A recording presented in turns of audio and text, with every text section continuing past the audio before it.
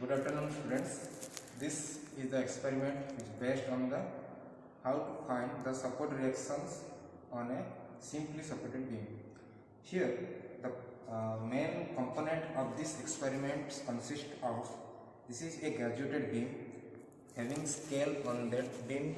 Okay, here you are see these are the scaling system here, and these are the two end of that beam, and this is the compression of this is balanced by the compression of spring. Okay, here is the one spring system, here is the another spring system at the both end of the beam. Okay, so another one is the here is the sliding hook.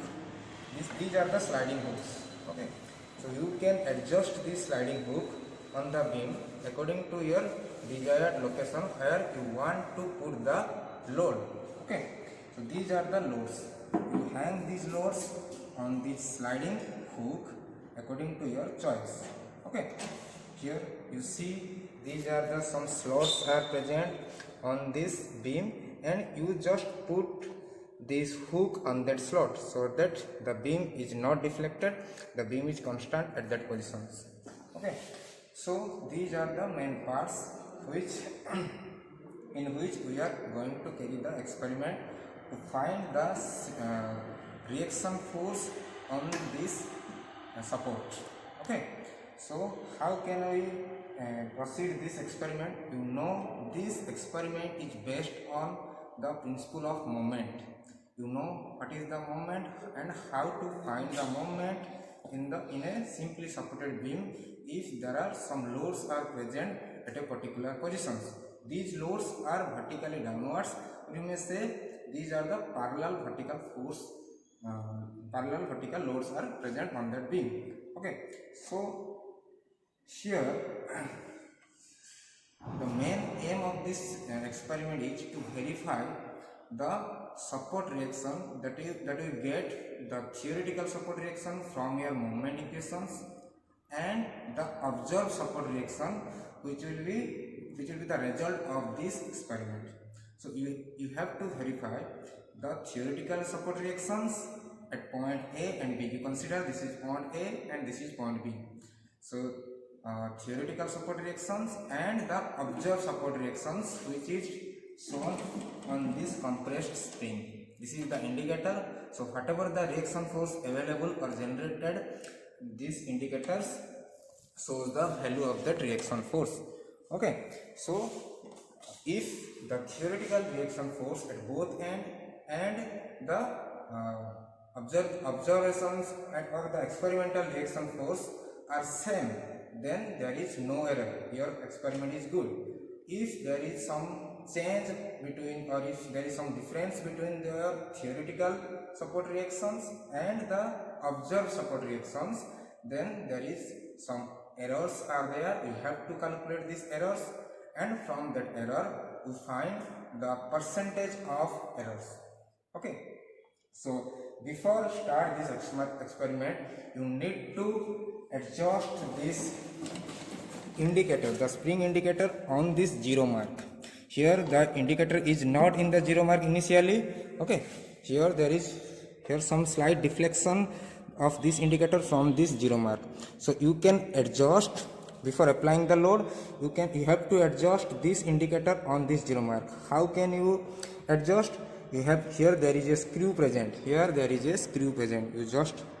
You have to adjust this the screw to keep this indicator on that 0 position. Okay, so now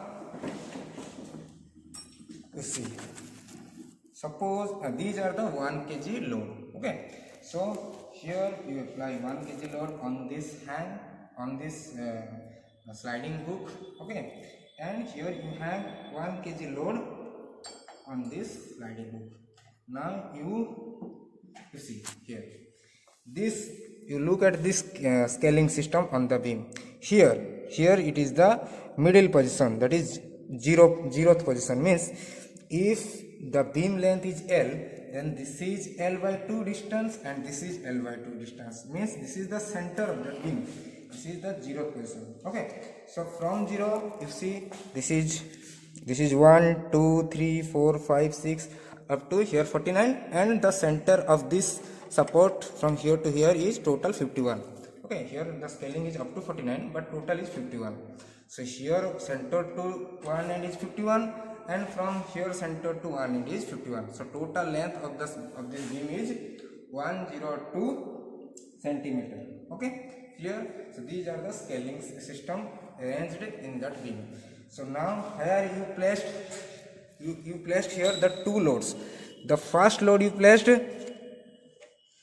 here from center to 25 distance, and from the end to 51 minus 25 distance. Okay, so you can calculate how much load here you put from this end of this beam. Okay, so from the end of this beam you have to calculate this length, and from that of the beam you have to calculate this beam, this length, or you may calculate from this end the load is present up to this length.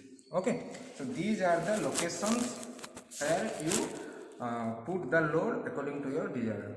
Okay, so this is 1 kg, this is the mass, the load is 1 kg, it means this is the mass. You have to calculate the load, means the force. So how can you get the load? You know the load is equal to weight, so weight is equal to m into g.